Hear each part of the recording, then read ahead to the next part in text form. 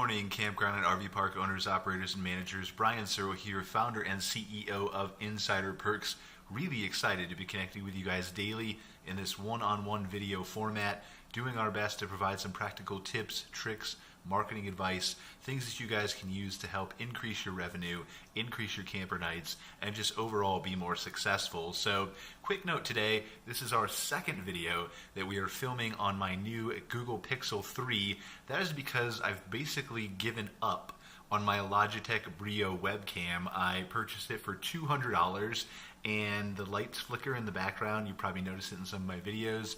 Tried to avoid it, and so just going to continue recording on the Google Pixel 3 for the foreseeable future until we can get some professional grade camera equipment in here, which is already on the horizon and in the works. So really appreciate you guys' patience with that and some of the audio quality. But today I really want to talk about the same thing kind of we talked about on the Searle Media podcast this morning, and that is knowing your audience. And this is super critical for you guys, especially in the campground and RVs park space, because it's expanding.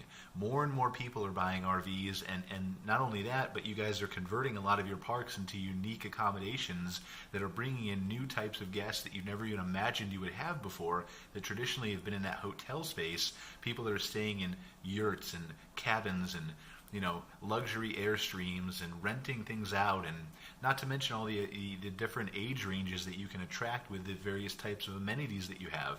And so the foundation for every good marketing campaign, whether you do it through somebody like me or you do it on your own, is knowing who your audience is and who you want to reach.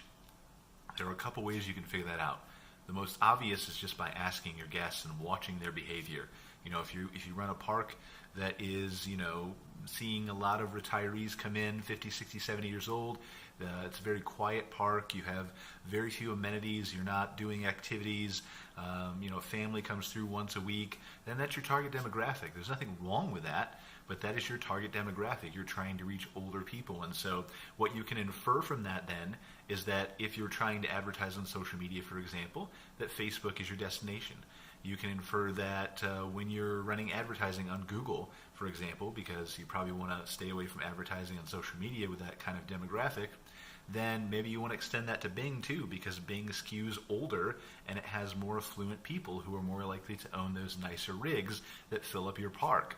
If you're going for a younger generation, then maybe you're focusing a lot on social media, but not that social media should be ignored for the older generation, but that you want to focus on things like Snapchat and Instagram instead of maybe putting so much time into Facebook, because that younger demographic is not really there. And so there's a lot you can glean from this type of data. And so in addition to asking your guests and figuring out that by paying attention, there's two other big ways you can do it. One is through Google Analytics on your website. All of you probably have this if you've got any kind of respectable website developer. The problem is a lot of us, not me and not our company and not the ones that we work with and partner with, but a lot of people who are smaller niche website designers will not keep up to this with you. They'll put the Google Analytics code on your website and they have no system set up to regularly send you reports, or they don't look at it themselves and let you know what's going right or what's going wrong. And so this is something that you as the business owner need to stay on top of, or find an agency or a website designer who's willing to send you this kind of content, because it's super critical and super important to your business that you make sure you're paying attention to these kinds of things, because especially if you have a privacy policy that you can put on your website, and we'll probably need to talk about that in a separate show, but a privacy policy allows you to opt into some extra targeting features in Google Analytics that tell you about demographic data, male, female, age ranges, locations that people are searching from, and all this kind of data really helps you, again, break down what type of customer is already coming to your business and figure out how you reach more of them. And then the third and last one is, of course, call tracking.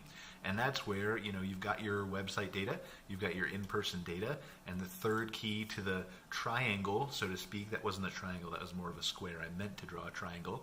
A triangle, so to speak, the three corners of it is the phone calls. And this is huge still in the RV space. You know that, I know that.